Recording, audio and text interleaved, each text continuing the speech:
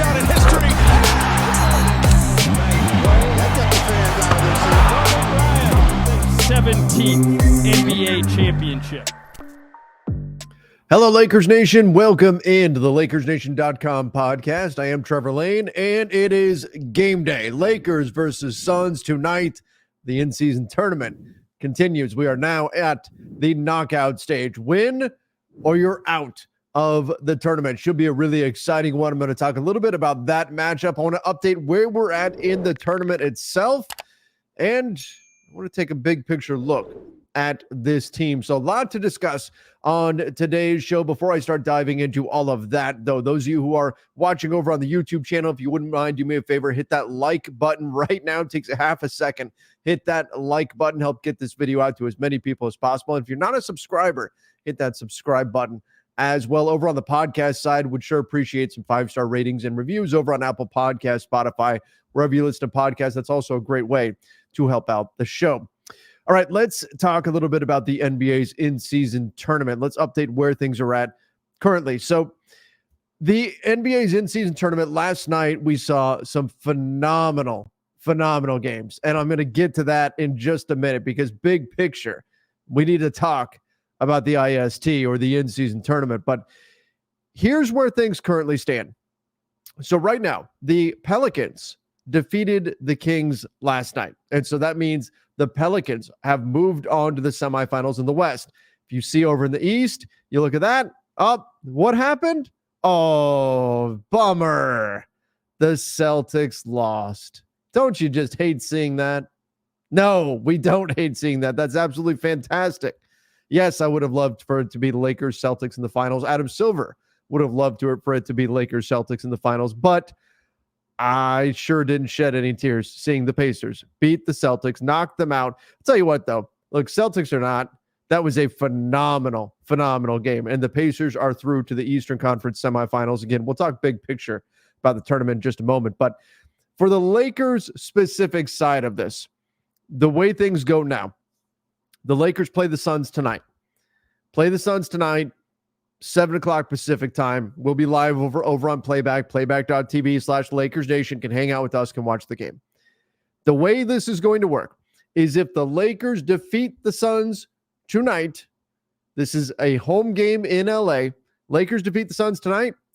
Thursday, they will play in Las Vegas against the Pelicans. They will take on the Pelicans on Thursday, with the winner going on to the final, which will be played December 9th.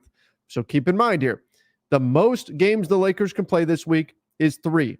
And that's if they win and then win again. You have to win tonight, win again on Thursday, then you will play Saturday. Now, if the Lakers lose tonight to the Phoenix Suns, what happens? Well, there will only be one more game for the entire rest of the week for the Lakers, and that will take place Friday. They will play Friday at home against the Sacramento Kings, who were also knocked out. This game tonight and either Thursday or Friday's game, whichever game the Lakers play in, counts as a regular season game. The only game that would not count as a regular season game, because it would be their 83rd game of the season, is if the Lakers play Saturday in the championship matchup. That would be an extra game on the season, does not count towards the regular season record. And that's just a math thing, right? You can't have two teams play 83 games, everybody else play 82, and have them all count on the record. Not going to work that way. So today's game, and then either Thursday or Friday, the Lakers are going to play one of those days. No matter what happens, they're going to either play on Thursday or they're going to play on Friday. That game will also count towards their regular season record. Now, I've had a lot of people ask me, if the Lakers win, what happens in Thursday's game? Well, they will technically be the home team because they're the 1 seed of the Western Conference, but it's in a neutral location. It's in Las Vegas. However, we know Vegas is very much not neutral, right? It will be very, very pro Lakers if the Lakers do indeed advance past the Phoenix Suns. So in terms of the amount of games the Lakers could play, they are definitely going to play at least 2 games. They will play as many as 3. That's it. That's a fairly light week for the Lakers. And I think that's actually a pretty good thing for this team, especially as they're healing up, they're getting healthy. So if the Lakers win tonight against the Suns and then they play Thursday against the Pelicans and then they lose, that's it. They don't play Friday. They don't play Saturday. They don't play Sunday. In fact, let me take a quick peek at the schedule. I believe they don't play until Tuesday, if I'm correct here. They would take, in terms of their next regular season game, I believe it's the 12th. Yeah, it would not happen until Tuesday the 12th. So if the Lakers happen to play and beat the Suns tonight, they lose to the Pelicans on Thursday, the Lakers would then have Friday, Saturday, Sunday, Monday off. So that would be a nice little break here in December for the Lakers to heal up, rest up, regroup before getting back into the swing of things with the regular season. And then if you happen to win and then win, right, well, then you play Saturday. Then you still have Sunday, Monday off before you have to play Tuesday. So either way, there's a nice little break in the schedule here. It's a little bit lighter this time of year because of this in-season tournament. But this is for the Lakers a chance to become the first team to win the in-season tournament cup, if that's what we're calling it. And I can say this, the tournament's not going anywhere. The tournament's not going anywhere. It's just not. It will stay. And the reason for it, it's obvious. All you got to do is watch a game. Just watch a game. Watch an in-season tournament game, and you see why this is going nowhere. The NBA, this will be a thing next season. This will be a thing. We're probably going to be doing this for a long time. And the reason for that, it's because the players care. The Lakers talked about it after practice yesterday. Talked about the $500,000. Talked about the money. The players care. And you may roll your eyes and say, oh, they only care about the money. These guys want to compete too. You can see it. That was the big question. There were a lot of fans, myself included, who questioned whether or not this would really work in the NBA. This kind of soccer-esque tournament model would work in the NBA. If this could be a real thing. And it felt like, frankly, the NBA in-season tournament was just, it was bombarded upon us. Everywhere you looked, it was in-season tournament. The NBA was making it inescapable that this thing was happening. My advice was for people who didn't particularly care about the in-season tournament was, well, you don't have to care. They're all regular season games anyway. Well, boy, I was wrong. The NBA made it so there's no way that you could ignore the fact that it was an in-season tournament game and just focus on it being a regular season game. They made the courts blinding.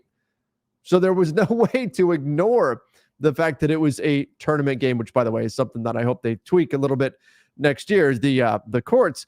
But the bottom line was all of this, whether you were a believer in the tournament, whether you were a critic of the tournament, none of that really matters now. None of that matters.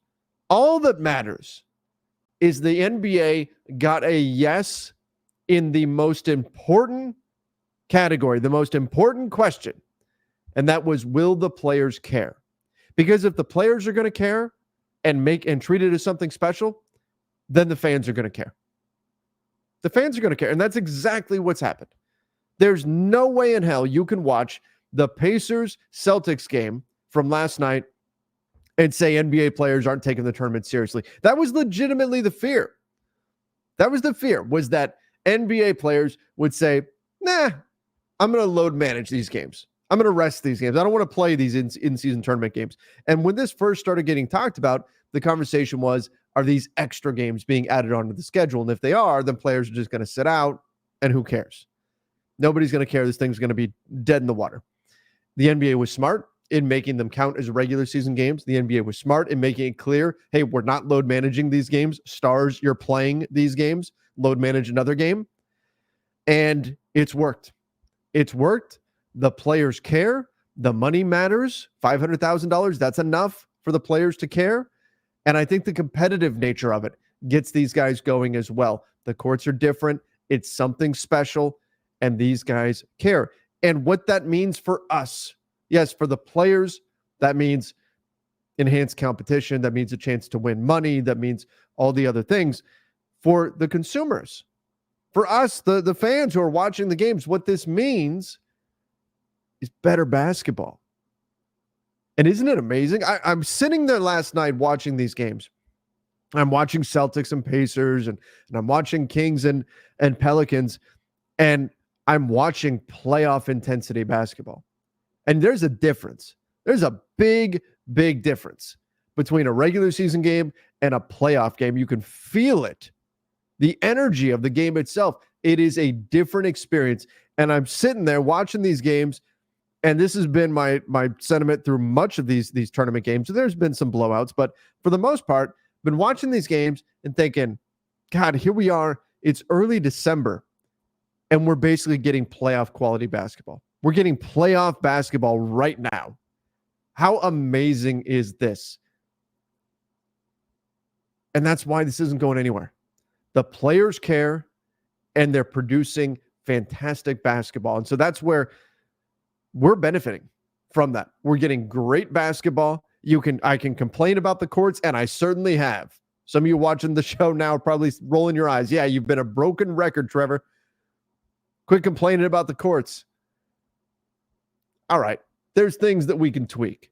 We can debate whether or not point differential is really the best way to separate teams. Does that encourage running up the score and things of that nature? Plenty of things to still talk about in regard to that. But the tournament has gotten the attention of the players. It's gotten them to play harder, to treat these games as something special. It's produced playoff quality basketball in a time of the year when normally you don't see that. And we all have benefited from it. So again, this thing's not going anywhere. This tournament has been a success. We'll see what the finals looks like. Who knows? Maybe we'll wind up with like Pelicans Knicks in the final or something like that. And that's the other thing we need to talk about here. But if at this point the NBA gets Lakers versus anybody, Lakers Bucks in the final would probably be now the best case scenario for the NBA. But the bottom line is, regardless, even if it winds up being Knicks, let's even go small market, if it ends up being Pacers Pelicans, this still has been a massive success.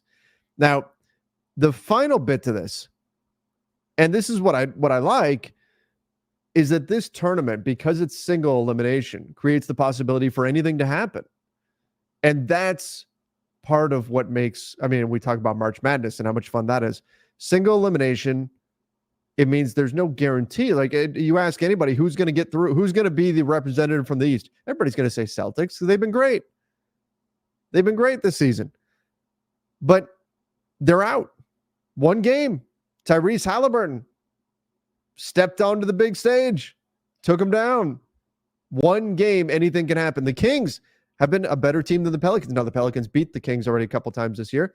Maybe they're just a bad matchup, which I think very well could be the case. But a lot of people said, oh, the Kings are going to get through. No, here's the Pelicans. They're through. They're one game away from the final.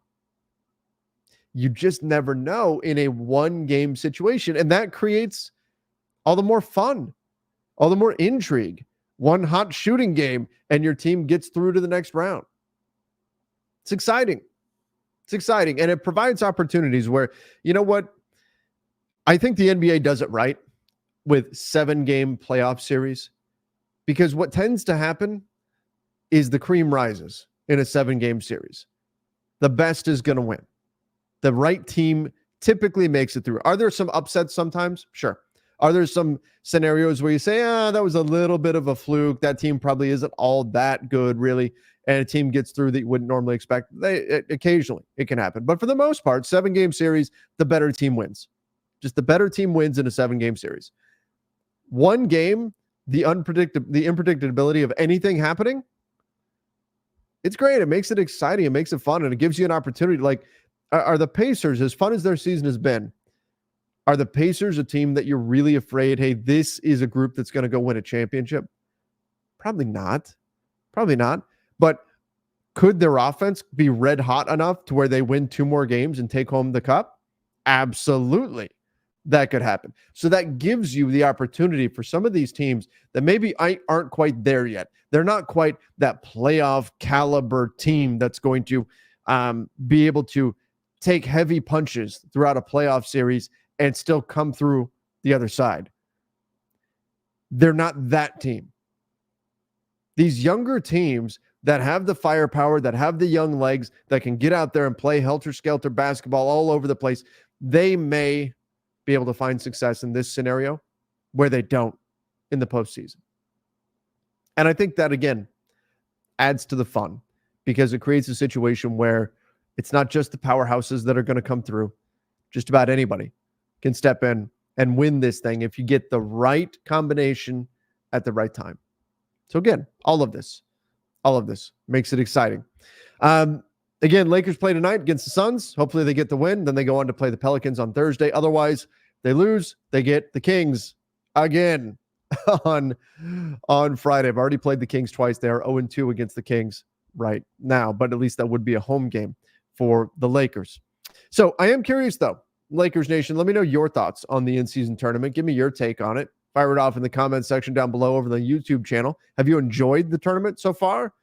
What do you think of it? Do you agree with me that it's not going anywhere, that it's here to stay, and that it's overall been a positive thing? Do you think I'm totally wrong and it's been a negative and it's annoying? Let me know. What do you think? All right, let's talk a little bit about the Lakers and the Suns, which obviously this is a big matchup. This is a big matchup. In fact, you can argue that these are probably the two top teams in the West, even though the Suns wound up the 4 seed.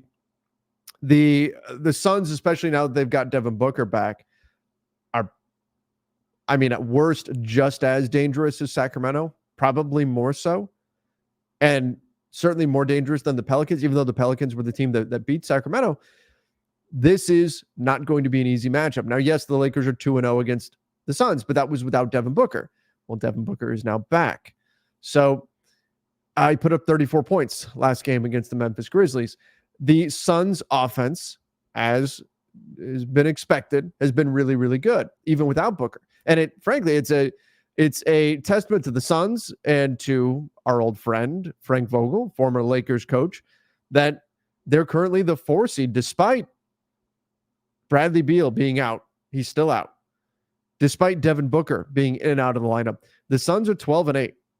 They're the 4 seed. Now, right now, the Lakers are 12-9. They're right there. They're half a game back. The Lakers currently are the 7 seed in the Western Conference. But the Suns, their success, despite having so many injuries, this was a team that we didn't expect would be able to withstand injuries to their top tier guys because they're a more top heavy team. That puts more responsibility on role players to get things done. And usually that's asking them to do stuff that's just above their pay grade. We know, we've lived in that world. We saw the big 3 Lakers when it was Russ, LeBron, and AD, and a bunch of guys will be out. And next thing you know, you're asking guys who aren't ready for this kind of a role to step up and do big things. Usually it doesn't work out. The Suns have done a really nice job, though. They defensively are not great. And that's something I think the Lakers need to take advantage of. I think in tonight's game, this is where the wings really need to shine. The wings are going to need to shine tonight for the Lakers. They've got to show that they can get it done and be very switchy on the defensive end of the floor. That's going to be so important going up against Devin Booker, going up against Kevin Durant. And I'll tell you what, they got to make those guys earn their points. Booker lived at the line against Memphis. I believe he had 13 free throw attempts. Kevin Durant gets himself to the free throw line often. Lakers have got to do everything they can to defend without fouling. Don't let Booker flail and flop his way to a bunch of free throws. That's going to be critical in this game. Taking a quick peek at the Lakers injury report right now. This is where we're at. Anthony Davis is probable. Rui Hachimura, and this is also important here, he is probable. Jared Vanderbilt, probable. Rui talked after practice yesterday. Sounds like the plan is indeed for him to play in this one. Darvin Ham said the same thing. Said, yes, we're planning on having him play. So Rui should be back. Last game, technically, Rui probably could have played, but the Lakers figured we're going to go without him. They ended up not needing him, and they're going to give him another couple of days since he had surgery on his nose. Now Rui's going to play. He's going to play in a mask. He has commented that the mask wasn't as bad as he expected it to be. So fingers crossed. Hopefully Rui is able to get in there and play effectively, because I do think the Lakers' wing depth is going to be important in this one.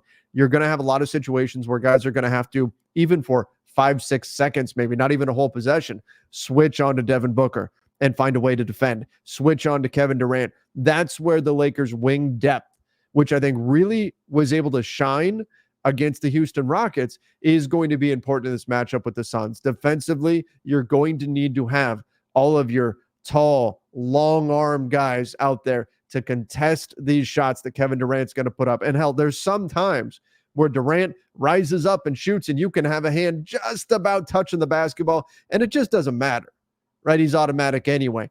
But when it's a guy that's 6'4" trying to defend him, it's not going to work. It's not that he's not even going to notice the guys there. And the same is true with Devin Booker. You want guys who can pester them. Cam Reddish is going to be really important in this matchup. Those long arms that he's got, the ability to switch between multiple players. And then beyond just defending those players, attacking those guys on offense. Make Devin Booker work. Don't let him hide on a Taurean Prince defensively over in the corner for an entire possession, for multiple possessions in a row. Devin Booker's just getting back from injury. You need to test him. See where he's at in terms of his conditioning. Go at him. Make him work on defense. Get him in pick and roll situations and make him defend when your attacking player can get downhill. Have him try to defend LeBron James, right? Get them some mismatches there. I also think Anthony Davis is going to be extremely important in this game. He has dominated Yusuf Nurkic in the past. He's going to need to continue to do so in this game tonight. I do think this is going to be an absolute battle. I think both sides are going to bring it. Kevin Durant versus LeBron is always going to be a big thing. I think both teams are going to be very fired up. I'm expecting a playoff atmosphere here tonight for Lakers versus Suns. I think it's going to be a lot of fun. LeBron, you see him on the status report listed as questionable. Forget it. He's going to play. He's going to be questionable on the status report for the entire season. I'm not going to worry about it.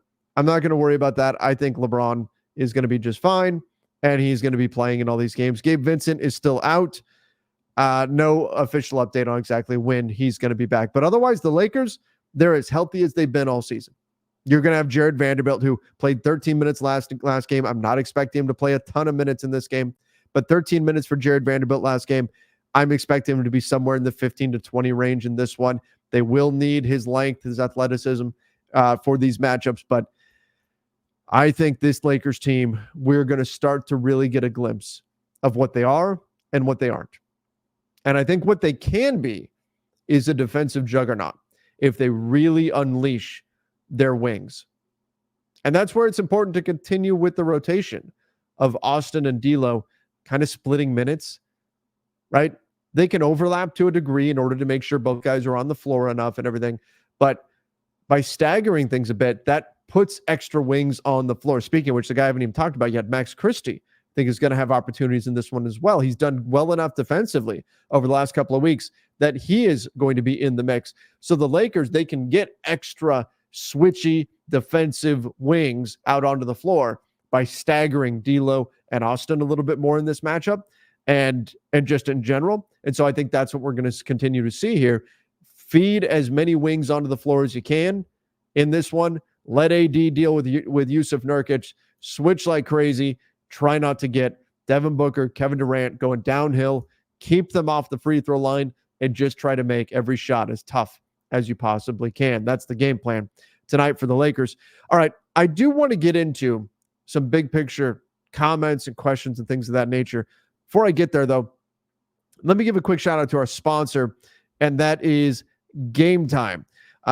Game Time is a very easy way to buy tickets to your favorite event, whether it's sports, music, comedy, theater, whatever. They have killer deals on last-minute tickets and their best price guarantee, so you can stop stressing over the tickets and start getting hyped for the fun that you'll have. And what a great present tickets to an event can make for the holidays. Check out Game Time. If you're doing a little shopping, great way to go and find tickets to your loved one's favorite event and give them a gift that they will not forget. So you can get images of your seat before you buy, so you know exactly what you are getting to. So you've got that peace of mind. You buy tickets in a matter of seconds, 2 taps, you're all set. Tickets get sent directly to your phone, so you don't have to worry about digging through email or anything like that. And the Game Time guarantee means you'll always get the best price. If you find tickets in the same section and row for less, Game Time will credit you 110% of the difference. That's how confident they are that they are going to give you the best deal. You can snag the tickets without the stress with Game Time. Download the Game Time app, create an account, use code LakersNation for $20 off your first purchase. Terms apply. Again, create an account and redeem code LakersNation for $20 off. Download Game Time today. Last minute tickets, lowest price, guaranteed. All right. I've got 3 questions coming in from our LakersNation.com YouTube channel members. I asked them almost a week ago, just to throw out some topics for podcasts and things that they wanted to hear about. If you're not familiar with our channel membership program, which is a lot of fun, I actually yesterday dropped an extra little behind the scenes type video, a little check-in. You guys can click the join button. You can see the perks that we offer to our channel members. It's a great way to get more involved with Lakers Nation, to get some perks and things like that I think are pretty cool, as well as just support the channel. Help keep the lights on and all that sort of stuff. So if you've enjoyed our content, take a look. Click the join button. You can see the perks that we're offering to our channel members. But here's some questions that I had coming in from channel members that I wanted to run through. Jimmy James, 24, said, looking ahead, what will our injured players provide when healthy? I assume better defense, but our defense is already ranked in the top 12 in the league. Percentage-wise, there's not a lot of room for improvement. It's the offense I question, and if the returning players can somehow trigger a better offensive output. So we've seen this Lakers offense really struggle. Defensively, I think this team could wind up, their ceiling is somewhere in the top 5.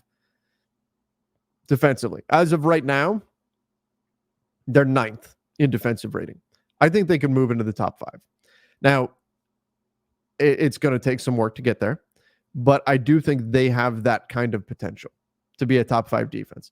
Offensively, they rank 24th. That's not good.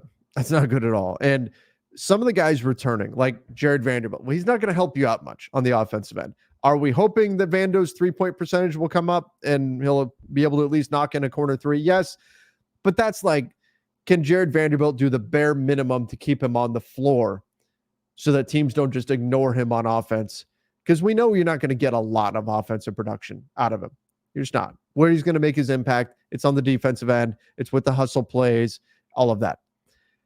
But Rui Hachimura, I think, is a piece that can help you offensively. He's a guy that can score the basketball, particularly in tough situations. If the offense breaks down, which, let's face it, this Lakers offense does break down quite a bit, Rui coming back is a guy that can help you out. He can be a bailout guy in that scenario. He's also a guy who's just a big, strong, physical player on the wing, has the ability to score the ball off that one dribble pull-up, can get to the rim, not always the best finisher at the rim, but has shot pretty well from 3. So he does give you a little bit of offensive firepower. But the point does stand that, a lot of the guys the Lakers have been missing due to injury, Cam Reddish, Jared Vanderbilt, these are not dynamic offensive players. Rui Hachimura can give you offensive punch, but Cam is doing most of his work on defense. Jared Vanderbilt's going to do most of his work on defense.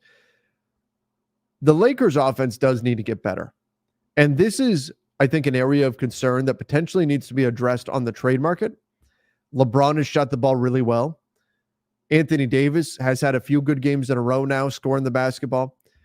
You need Austin Reeves and D'Angelo Russell both to shoot an extremely high percentage from 3, but it does still feel like the Lakers are missing at least one offensive weapon.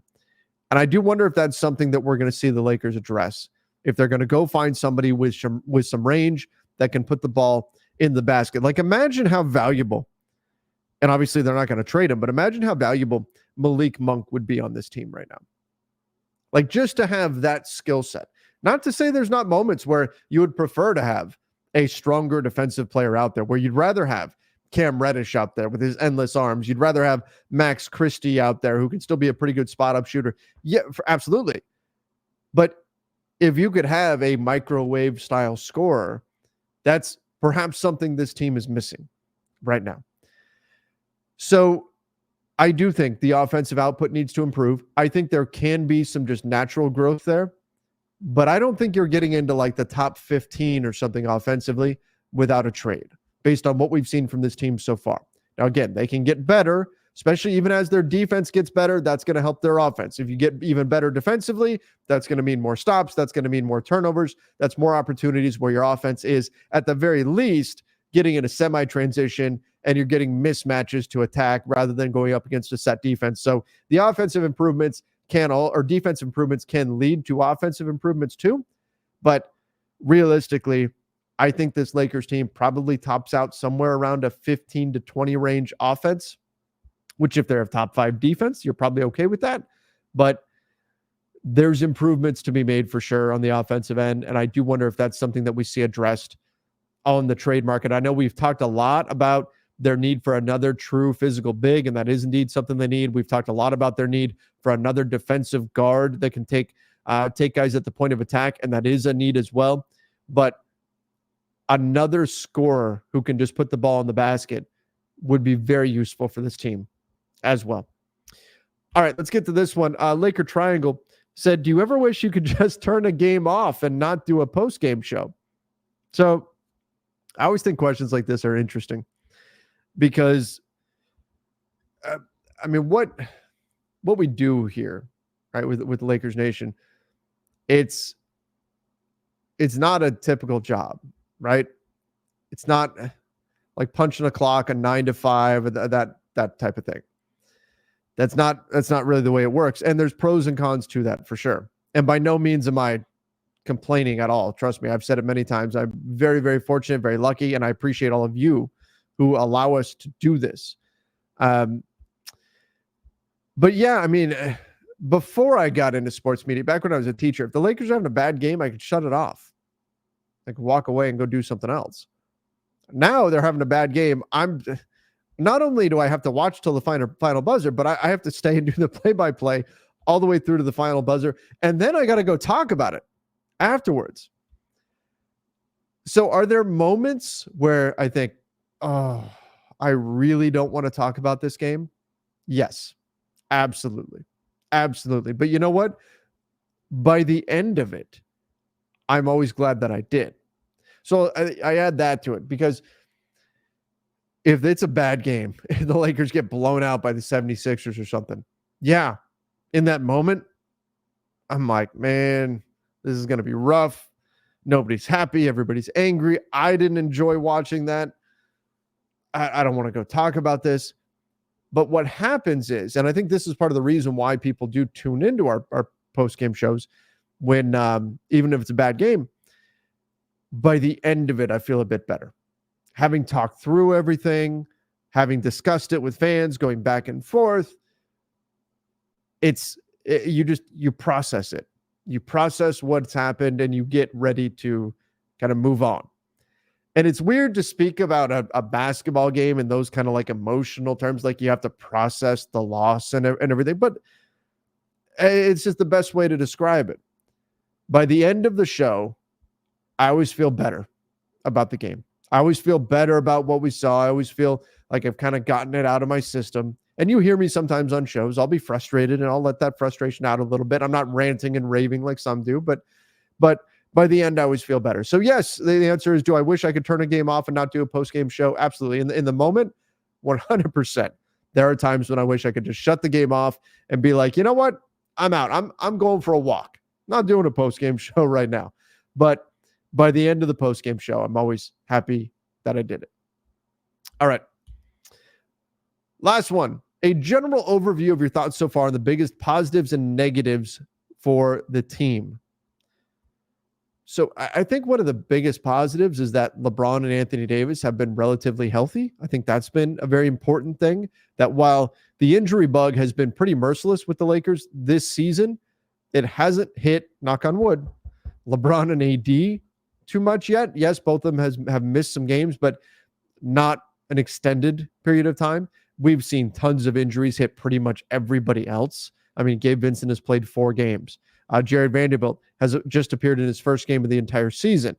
So they've had plenty of injuries hitting this team, and by no means have they been spared in that regard. But the fact that LeBron and AD have been pretty healthy, and then LeBron, the fact that he continues to just be ridiculous. He had a 360 layup last game. He's going to be 39 in a few weeks here. And the stuff he's doing is beyond belief. And so that is a big positive as well, that LeBron is still LeBron. He's still doing LeBron things despite his age. I think that's a big positive. I think the defensive upside of this team is a positive. I think figuring out how good of a defender like Cam Reddish can be, that most people, when they thought about Cam, myself included, when they thought about Cam Reddish coming to the Lakers, it was what can he be offensively? But instead, he's made his impact on the defensive end of the floor.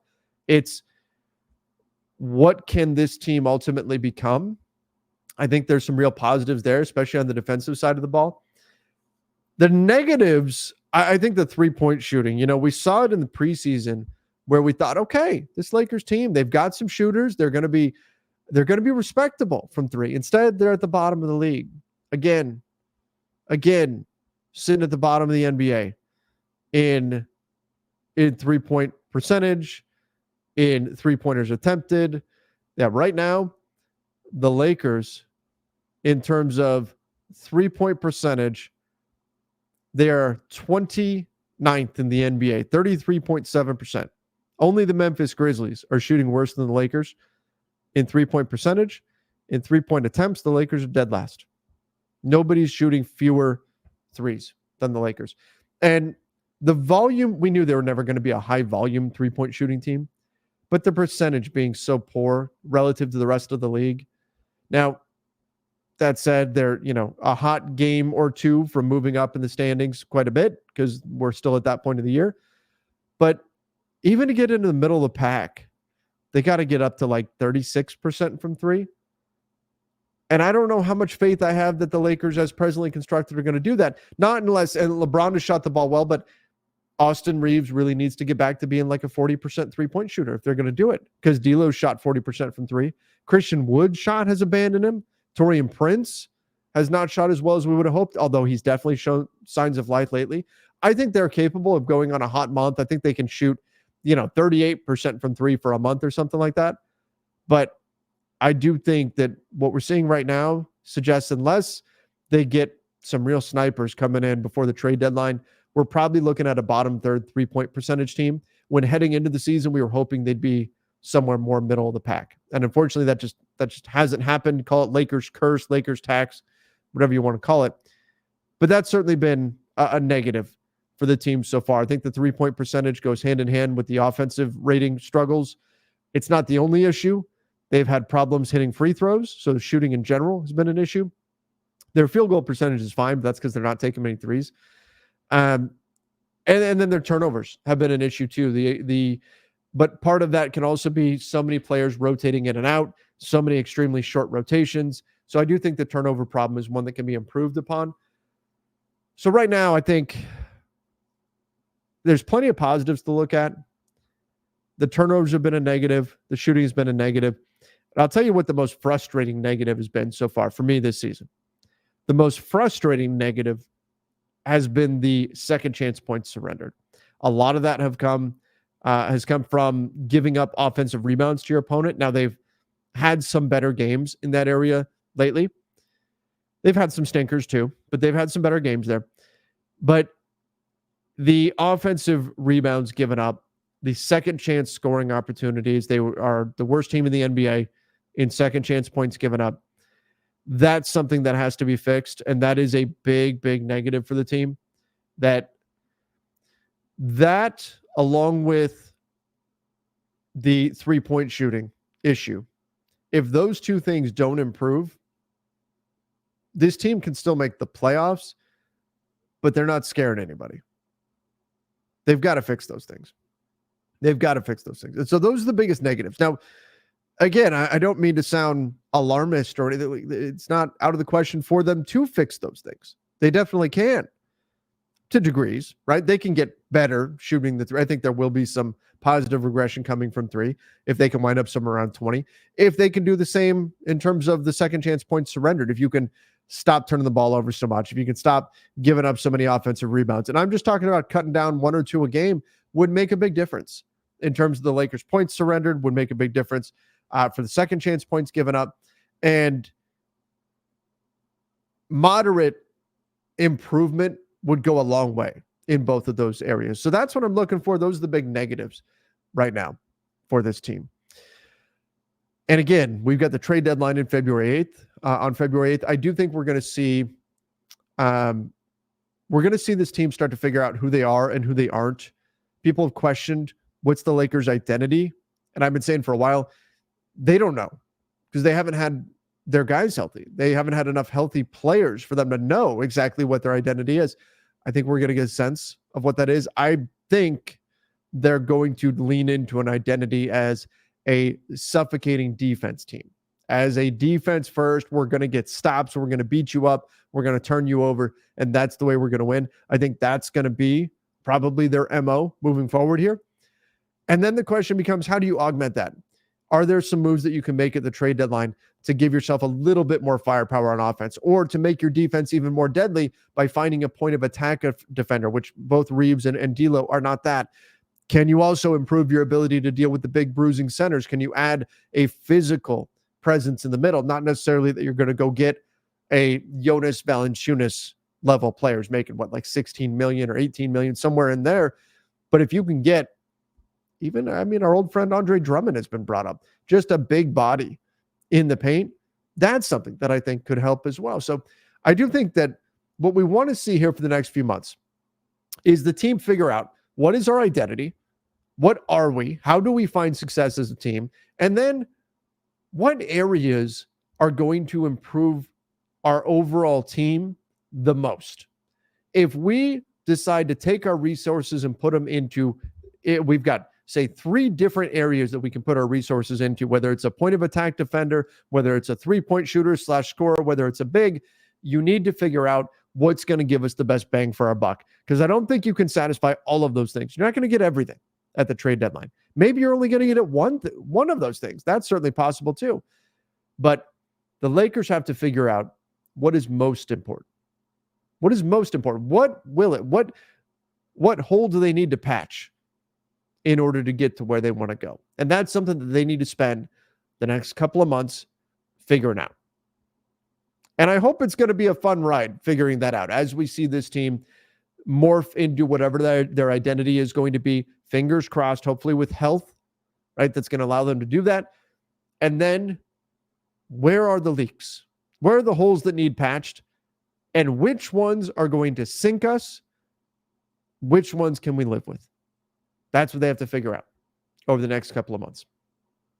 All right, everybody. That's it for me today.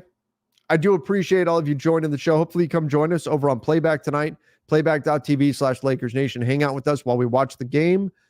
And then right after the game, over to the Lakers Nation YouTube channel. We'll do Lakers Nation Live, break down everything, hopefully celebrate a Lakers win against the Suns, and see the team off to Vegas to continue in the in-season tournament. Thank you again, everybody. Till next time. See ya, and stay safe.